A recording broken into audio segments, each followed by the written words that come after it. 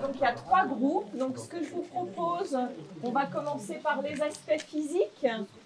Donc on a parlé de l'importance de la cohérence, en fait, être exemplaire en tant qu'éducateur, c'est-à-dire ne pas sortir en tongs alors qu'on demande aux enfants de venir avec des chaussures fermées par exemple. Et des chaussettes sur le pantalon. Et des chaussettes sur le pantalon. L'importance de la richesse du milieu.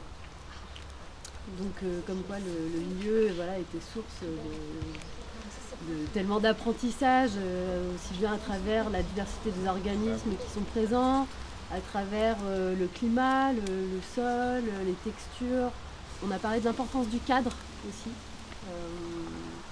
Donc avoir des repères, des limites, un taux d'encadrement adéquat.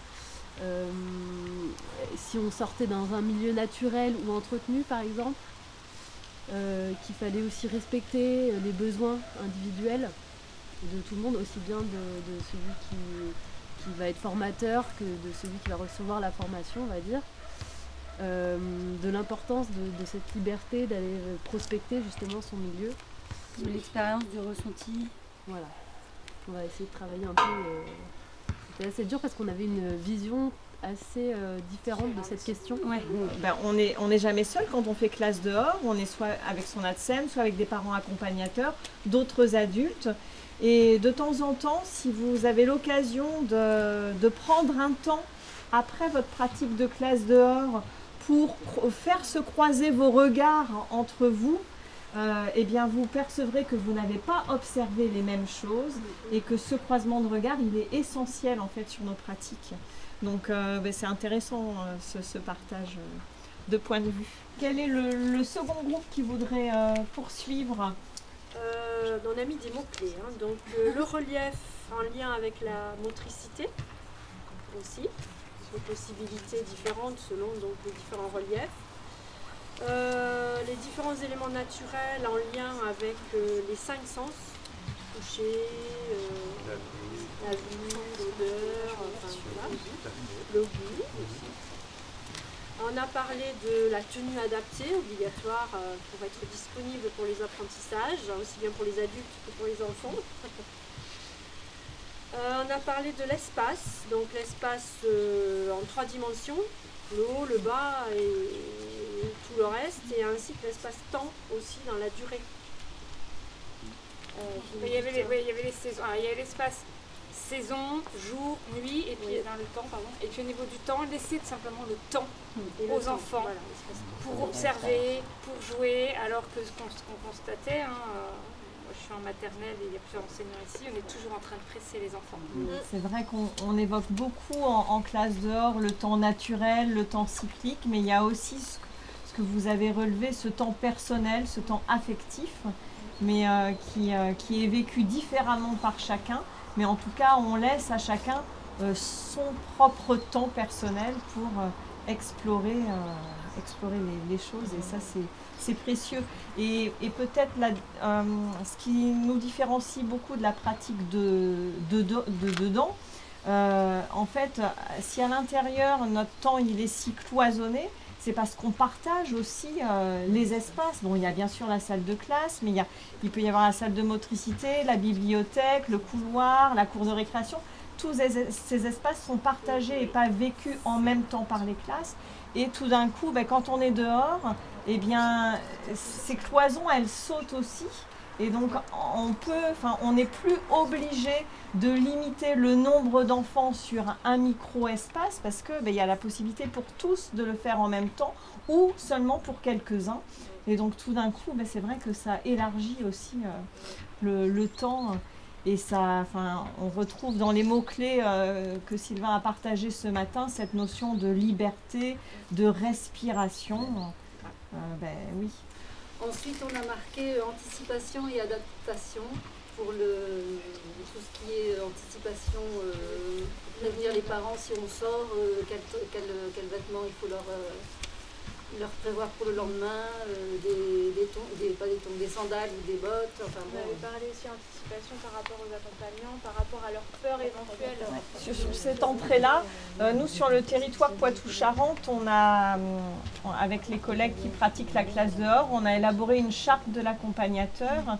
Et là, cette année, cette charte, elle va être co-construite avec les ATSEM, c'est-à-dire qu'on associe vraiment les adultes qui accompagnent le groupe classe à se questionner sur comment nous, on va réagir si on voit tel enfant faire ça. Enfin, donc réfléchir ensemble, en amont, à cette posture qu'on a à adopter quand on est en classe dehors.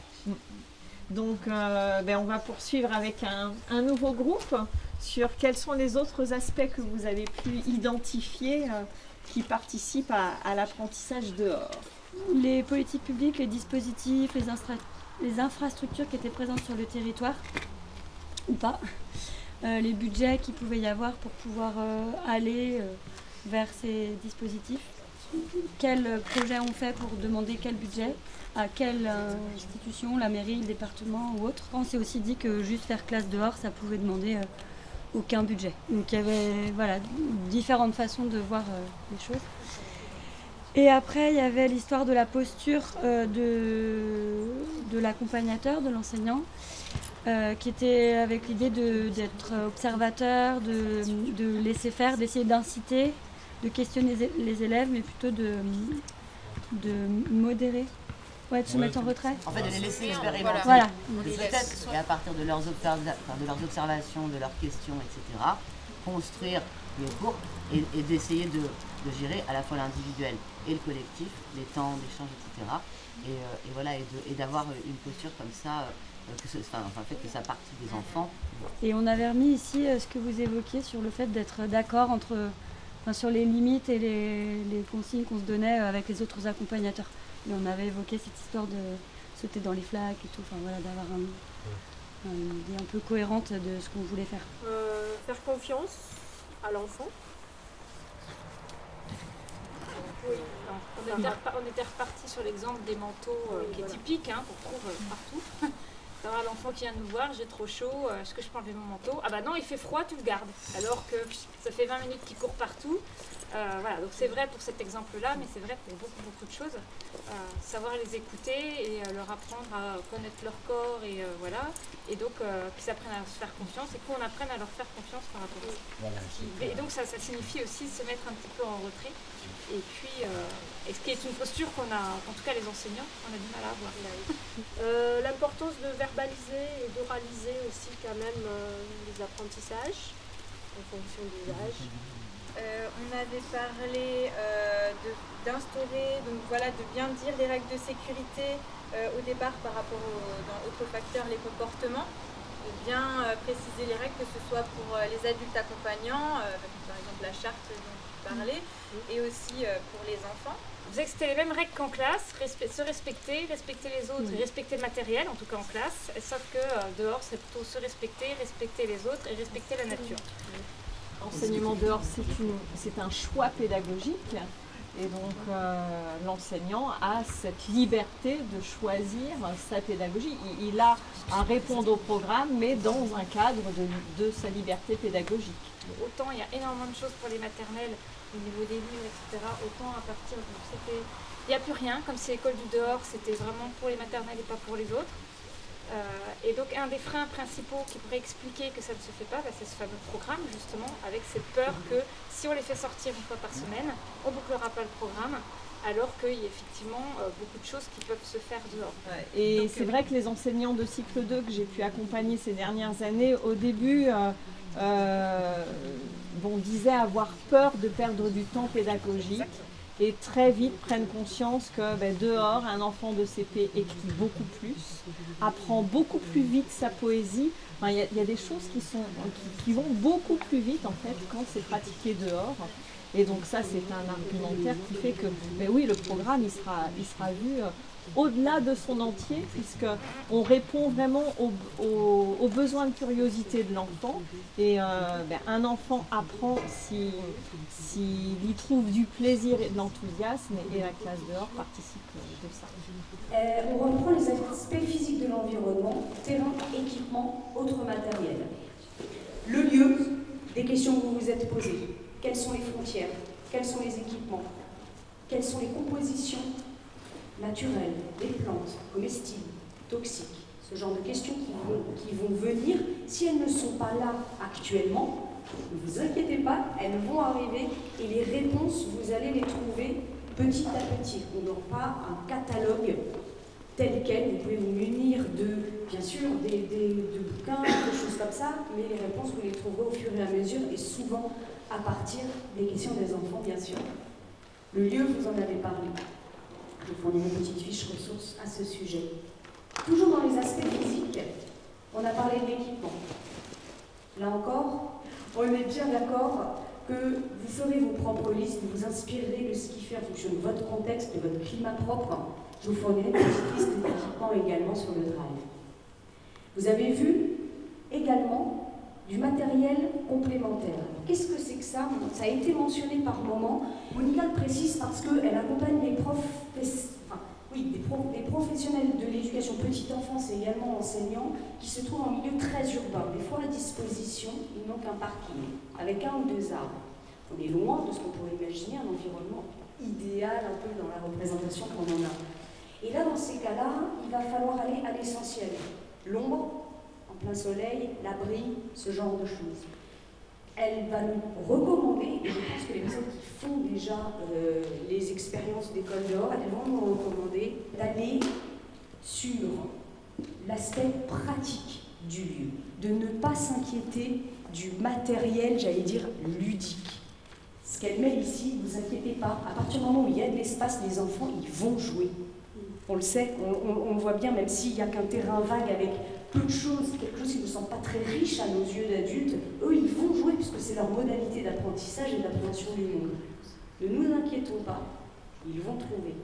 Nous, et n'hésitez pas à réagir, hein, là je suis un peu en frontal, mais c'est tout à fait ouvert à réaction. Mettons-nous en retrait, focalisons-nous peut-être sur les aspects, on en a parlé, de la sécurité principalement, et que le terrain soit utilisable par les enfants. Elle ajoute, après les questions aspect physique du lieu, tout ce qui est autour de ce qu'elle appelle la culture de classe. La culture de classe, ça fait beaucoup écho à ce que vous avez défini comme étant les postures d'accompagnement. Toute cette pédagogie d'accompagnement qu'il y a derrière. Elle dit bien, vous pouvez avoir le terrain parfait, mais quelles sont les propres limites que vous vous imposez, que nous imposons et que nous imposons aux enfants? Pour quelles raisons? Et c'est là où je rejoins ce que disait Sylvain ce matin, ce ne sont pas seulement des techniques, mais quelle est la grande démarche qui nous anime? Les aspects sécuritaires, on va les penser toujours à mi-chemin entre sécurité physique de l'enfant et potentialité pour son développement psychologique, psycho-affectif. Donc tout ça, elle insistait dans sa vidéo pour nous dire pensons-y, réfléchissons. Quel est l'espace qu'on leur donne pour qu'ils puissent bricoler, être à mi-chemin dans leur prise d'initiative et leur prise de risque? C'est ça qu'elle appelle culture de classe et aménagement pour les comportements de jeu adaptés. Elle en vient évidemment aux aspects didactiques, parce que tout ce qui va relever, pas seulement pour les enseignants, on est bien d'accord, hein, mais tout ce qui va relever de l'ordre de l'appropriation des connaissances qu'on a envie de faire découvrir aux enfants, ou des compétences qu'on aimerait les voir acquérir, toutes ces choses-là, ça nous pose question d'autant plus quand on a une institution qui va nous demander de cocher des cases, de poser des évaluations. J'aime beaucoup l'exemple qu'elle prend, je vous le cite tout simplement. Elle se met dans la peau d'un directeur d'école, d'établissement qui va dire, mais vous l'avez beaucoup mentionné, vous avez fait quoi là pendant vous étiez dehors, vous avez fait quoi? Cette représentation de un petit peu, on est entre le un peu ridicule et puis le pas très efficace. Choisissez votre degré. Et pour elle, pour répondre à ça, et on est déjà dans l'évaluation, pas que dans la communication ou l'argumentation. Tenez un journal de bord, tenez un journal de classe, documenter tout ce que vous faites, des photos, des films. Souvenez-vous de l'image de l'enfant qui tenait la glace, qu'on a vu tout à l'heure. Vous montrez cette photo et vous dites, bah ici on voit bien que l'enfant ramasse de la glace. Mais ce qui se passait en fait réellement. Et là, vous commencez à raccrocher déjà au programme ou à quelque chose qui est devant être enseigné, ce que vous avez à enseigner. Et bien c'est qu'en fait, les enfants, ils découvraient les différents états de matière. Donc vous voyez que déjà, vous arrivez... Et c'est pas juste de la justification a posteriori. C'est ça, l'école dehors. C'est ça qui est magnifique. C'est qu'en fait, j'en fais l'expérience avec pas seul, bien sûr, les stagiaires de la formation et les personnes qui m'accompagnent. Des fois, on se filme, on regarde notre séance, et à la fin de notre séance, on prend le programme, un programme quel qu'il soit, et on commence à cocher. Et souvent, on s'impressionne, on se surprend nous-mêmes, même si c'est que des petites bribes du programme. On s'impressionne nous-mêmes en disant « je n'ai même pas pensé qu'on allait voir ça ». Donc c'est ce qu'elle dit.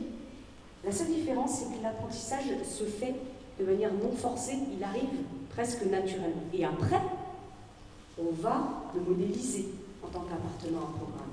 Donc elle dit, voilà, le plus difficile, le plus insécurisant pour nous, ça va être de changer notre manière de voir la chose. De commencer par le terrain et d'ensuite poser la question du programme. Elle parlait évidemment de notre propre rapport à la nature, parce qu'on ne peut, et on le sait, faire aimer et faire connaître ce que nous-mêmes n'aimons pas fondamentalement. Et elle est aussi rassurante quand elle met ça, parce que j'ai eu cette question-là aussi. Tout le monde n'a pas envie de ça. On n'est pas forcément... Moi, j'ai peur dans la forêt après 18h. C'est pas vous, mais quand ça commence à être très sombre, je me sens pas rassurée, je suis pas très à l'aise avec ça. Ça peut être lié, et on est tous pareils, il y a des mémoires d'enfance, à un imaginaire collectif, ce genre de choses qu'on retrouve chez les enfants d'ailleurs. Peu importe.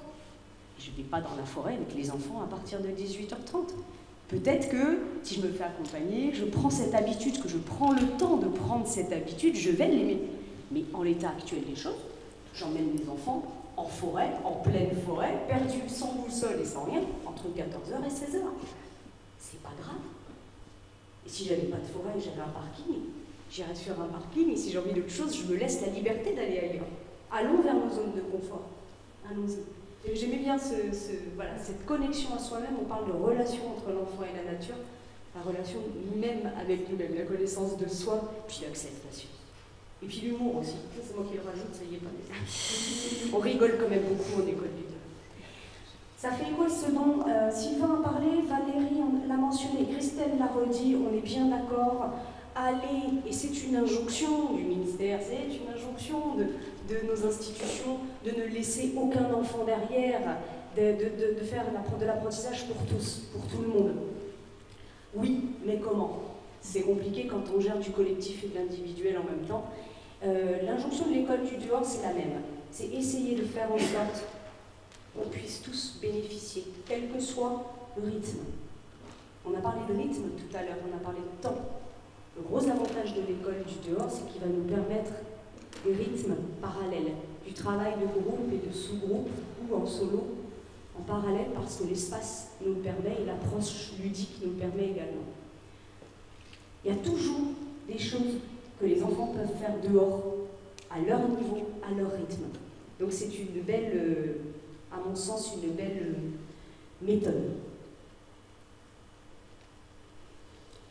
Vous n'êtes jamais seul, on en a parlé aussi, investir, des partenariats, le parent d'élève est apiculteur, le cousin est maréchal ferrant, il est animateur nature, faites feu de tout bois, c'est encore une expression que j'aime beaucoup. On est dans une communauté, on rejoint ici, l'école du dehors rejoint l'aspect un peu, l'école dans la cité, l'école au cœur de la ville. On n'est jamais seul, les liens sont tissés. Je ne sais pas si vous vous souvenez, en début de présentation, elle parlait d'une école qu'ils avaient montée, enfin un accueil de loisirs pour mineurs, qu'ils avaient monté au sein d'une maison de retraite, avec la dimension intergénérationnelle. Vous pouvez avoir de l'interculturel, de l'intergénérationnel, de l'interlinguistique. L'école du dehors, elle appartient à tous. Et c'est une occasion aussi de sortir, de rencontrer ses voisins, de revisiter notre ville, notre village, notre campagne, notre mégalopole, peu importe. Et c'est un des piliers de l'école dehors.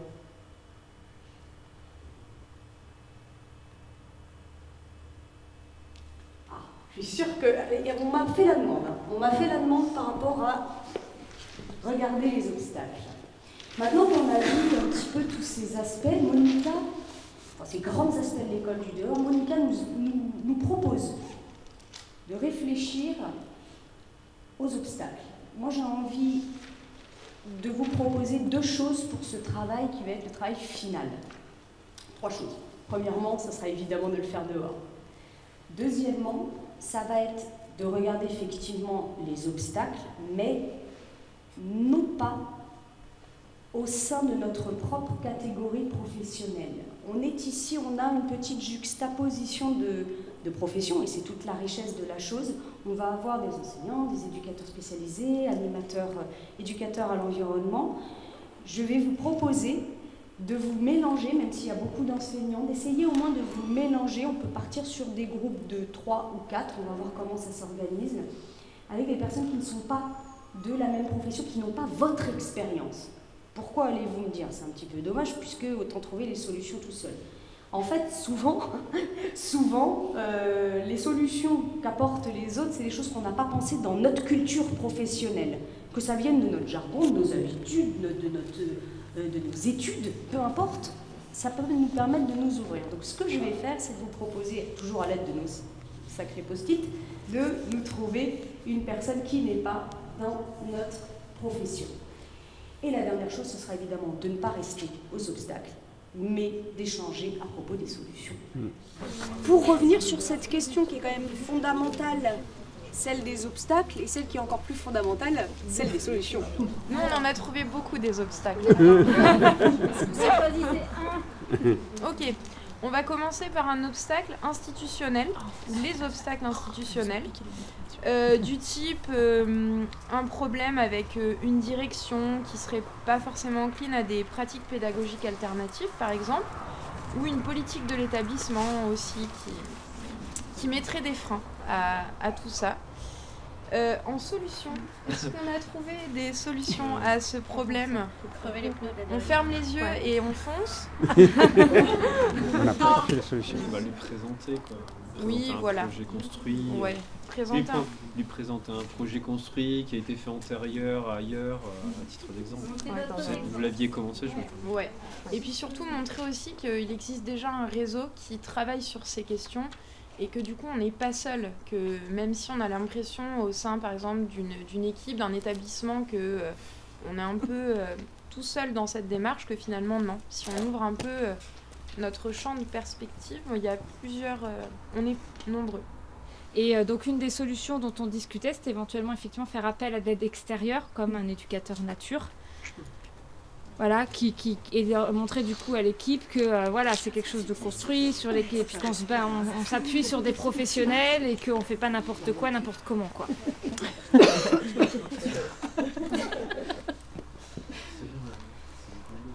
Est-ce qu'il y avait d'autres idées de solutions par rapport à des freins institutionnels? Une des solutions, ce serait de former aussi plus. Si on est formé et accompagné, c'est plus efficace quoi, que de jouer les apprentis sorciers chacun dans son coin. Mais on n'est pas du tout les premiers sur la planète. Et en plus, il y a même des études scientifiques qui ont été produites sur tout un tas d'expériences. Et faire référence aux résultats scientifiques qui sont parus dans les 50 dernières années, ça peut aider aussi à fluidifier le discours, quoi. On avait pensé aux réticences des parents, aux peurs des parents d'élèves, ou parents dans une autre structure. Et donc on avait des solutions, l'analyse des risques et des bénéfices, penser en termes bénéfices-risques, et puis faire bien des protocoles pour cadrer les risques. C'est aussi important, par le biais peut-être d'un exemple, hein, de mettre en avant que ce que peuvent apprendre un enfant dehors, quoi. D'autres choses par rapport aux réticences des parents? Oui, on a beau sortir des dossiers, des pages scientifiques qui montrent par A plus B que la nature c'est génial, en fait, il y a un moment, la personne, en fait, il pleut, en fait, elle a froid, en fait, elle veut pas. Du coup, voilà, on peut pas faire du forcing vraiment, même si on aura envie. Quand tu dis la personne, tu parles de la personne, l'enseignant, l'accompagnateur, l'animateur. c'est une troisième type de réticence du coup. Oui. C'est vrai que même quand j'organisais des sorties, les faire marcher plutôt que de leur faire prendre le bus pour rejoindre la gare, c'est très compliqué. C'est-à-dire que oui, madame, il fait froid. Les réticences, ça peut aussi venir des élèves, dans le sens où les faire sortir dehors, c'est compliqué, quoi. D'où l'implication dans le projet à la base. C'est ça. Dans le sens où les informer sur ce qu'on attend d'eux, ce qui peut se passer, et aussi les faire participer vraiment à la création du projet, limite que eux proposent des choses qu'ils ont envie de faire, quoi. Il y a plusieurs solutions, je pense. Il y a d'abord aussi de préparer en amont avec eux la sortie plutôt que de leur donner une liste d'équipements, les faire réfléchir parce qu'ils sont très grands, ils savent on va aller dehors, on va passer un temps dehors, qu'est-ce qu'il faut pour passer ce temps dehors, si vous voulez pas avoir froid, s'il pleut, etc. Du coup, pour que ce soit eux qui pensent ah bah oui, peut-être faut que j'emmène ça. Et après, il y a des cas aussi où ils vont avoir froid et ils vont être tout le temps dans j'ai froid, je râle, etc. Il y a des petites choses comme par exemple un peu une échelle de j'ai froid de 1 à 10, c'est où tu te situes en début de sortie. Et puis après, continuer et voir s'il il est toujours à 10, bah là il faut peut-être intervenir, effectivement, proposer quelque chose, enlève tes chaussures, masse-toi les pieds, je sais pas, voilà. Mais pour que eux aussi ils arrivent à se confronter à ça et à mettre des mots sur leur ressenti. Parce qu'en fait on n'est pas assez habitué à aller dehors pour certains, et c'est vrai que ça nous confronte à des choses qu'on n'a pas tout le temps l'habitude. Est-ce que du coup, dans notre numéro 3, qui était plutôt vis-à-vis de nos propres réticences, moi personnellement, je vois un lien avec ce que tu amènes, qui est celui aussi de se faire confiance. Si les autres sont capables de nous faire confiance de par la crédibilité professionnelle qu'on soit animateur, éducateur, peu importe, enseignant, peut-être qu'en fait, on ne sait pas soi-même qu'on se fait déjà confiance puisqu'on sort avec les enfants. Enfin, d'autres choses que vous avez pu voir pour lever vos propres freins ou les freins de... S'informer. Se faire épauler aussi, c'est pas mal. Parce que porter tout seul, on s'essouffle. Justement, l'année dernière, j'ai annoncé que je ferais école dehors et après je me suis dit, non, c'est trop tard, tu l'as dit aux parents, t'as plus le choix. Allez, vas-y. Comment on fait pour se lancer et toutes les inquiétudes qui vont avec. La première sortie, c'est quand même, je pense, la plus flippante. Et maintenant que j'ai fait un début d'année avec des petites sections, je me suis rendu compte que ce qui se passe pendant la première sortie, c'est la même chose que ce qui se passe pendant la première semaine à l'école des petites sections, c'est-à-dire apprendre les règles de vie, apprendre l'endroit où on va, apprendre le repérage dans le temps et dans l'espace. Et juste ces objectifs pédagogiques-là, une fois qu'ils sont posés, la sécurité, etc., on a déjà fait notre séance, la première séance, puis après on commence à réfléchir autrement, à réfléchir un petit temps de jeu, un petit temps d'activité contrôlée, ou etc. Et voilà, mais d'abord, la première séance, pour oser se lancer, faut rien avoir en tête d'objectifs spécifiques scolaire. Il faut juste se dire, ils vont déjà apprendre à aller sur place, ils vont apprendre à se tenir sur place sans tout détruire ou sans aller à 4 km là où ils seront plus surveillés. Ils vont apprendre à aller aux toilettes en nature, et déjà rien que ça sera pas mal. J'ai fait une journée avec des enfants trisomiques. J'ai rempli mon sac de plein de trucs, de plan B, plan C, plan D, et pour me dire je vais avoir de quoi avoir la matière. Et c'est la journée la plus magnifique que j'ai passée, parce qu'ils n'avaient pas les filtres que moi je me suis mise, et juste de courir dans l'herbe haute, et ils étaient heureux. Et ils sont venus me rechercher ma main à chaque fois. Et au final, toutes mes craintes, elles sont parties, et je me suis dit, je me serais pas lancée, j'aurais loupé ça, quoi. Est-ce que vous aviez noté d'autres obstacles? Les sous financiers, c'est toujours ce qu'on nous demande. Il faut identifier quels sont les financements institutionnels sur lesquels on va pouvoir s'appuyer en fonction de tout ce qu'on va faire sur le plan pédagogique notamment, etc. Et on va trouver souvent de l'argent par ces biais-là, quoi. Après, on peut construire ensemble le projet et du coup obtenir les subventions, etc. Et ça, je le dis parce qu'il y a beaucoup de collègues qui ne le savent pas, mais en fait il y a plein d'argent souvent au niveau du département et de la région. Et moi j'ai levé 12 500 € sur un projet, et c'est pas rien. Et en fait c'est lourd à faire, mais les financements existent. Mais l'argent, je voulais dire, moi je pensais aussi, alors là c'est propre aux écoles, c'est que en fait si on fait, là je pensais à des sorties de proximité, en fait ce que moi je fais, ça ne me demande pas de ressources particulières, je fais ce que j'ai dans la classe à disposition, etc. Enfin voilà, ce qu'il y a dans la nature. L'argent ça peut être, pour le coup là on va arriver à un moment où il va y avoir un peu plus de pluie, donc il a fallu dire il faut que les enfants aient tous des bottes. Il y en a quelques-uns qu'on n'avait pas, ou il y en a qu'on en donnait des mais qui sont pas adaptées, beaucoup trop grandes, etc. Il se trouve que sur l'école, on a des paires en rab, donc du coup, on l'a fait. Mais ça peut être... je dirais que je suis sur une école, en fait, où voilà, le public est... C'est mitigé. Après, il pourrait y avoir des collègues qui soient sur des écoles avec un public plus défavorisé et pour qui même... Mais j'allais dire, je sais pas, mais bon, là, clairement, c'est pas possible. Voilà, que chacun ait une paire de bottes, c'est pas forcément évident. Et là, l'argent, ça peut être ça. Donc après, c'est à voir. Même ne serait-ce que les manteaux, il y en a qui n'ont pas de manteau. J'allais dire d'avoir un manteau adapté, d'avoir... c'est ça. Et donc, du coup, si on veut faire quelque chose de régulier, là, pour le coup, alors que ça peut paraître évident, il y a des enfants pour qui c'est pas... alors que c'est vraiment des enfants qu'on aurait besoin en plus, du coup, de pouvoir... voilà, ils n'ont pas ça, ça veut dire qu'ils n'y vont certainement pas le reste du temps. Et là, c'est comment... Après, ça peut être... en cherchant, en discutant sur des réseaux, sur des choses, il y en a, oui, ça se fait petit à petit parce que les collègues ont mis ça en place. Et puis avec les coopératives scolaires, il y a des choses financées, des choses comme ça. Après, on fait des dons de vêtements, des dons de... C'est ça. Mais ça se fait pas mais ça se fait pas comme ça. C'est quand, voilà, il y a une classe de 28, là, voilà, j'en ai 28. Concrètement, si j'avais pas plus des 3/4 des enfants équipés par leurs parents, je le ferais pas en fait, parce que j'ai pas de quoi équiper 28 élèves, quoi. Oui, je vais mettre ma casquette vite fait de relais local éco-école. Il y a un dispositif qui est porté par l'association Terre à Agir au niveau français qui s'appelle Éco-école. Donc il y a E3D que vous connaissez peut-être certainement, mais il y a aussi Éco-école et là en gros vous pouvez vous faire accompagner par un relais, c'est pas payant. Vous demandez juste des conseils pour vous lancer sur un projet sur une thématique alimentation, biodiversité ou je ne sais quoi d'autre. Il y a plus de 7 thématiques. Et là, on peut vous aider à monter votre projet. Il y a un petit livret d'accompagnement. Là, on est sur l'école du dehors, mais voilà, sur d'autres projets, d'autres thématiques. Et ça n'empêche pas que tout ça, ça peut être travaillé quand même dehors. Et donc, c'est un peu pallier à un manque d'information via ces relais-là. S'il y a le côté onéreux qui rentre en ligne de compte, il y a information, désinformation. J'aurais juste voulu, en prenant un petit peu de recul, en regardant ça comme ça, de se rendre compte des compétences interprofessionnelles, peu importe, que demande ce dont on est en train de parler. Et quand on se lance en tant qu'enseignant ou autre éducateur dans ce type d'entreprise, d'initiative, moi je tiens à saluer le courage et la pluridisciplinarité et la polycompétence que demandent de tels projets. Ayons de la gratitude pour nous-mêmes par rapport à tout ce qu'on est en train de mettre en place, qu'on soit des pros ou des débutants, etc.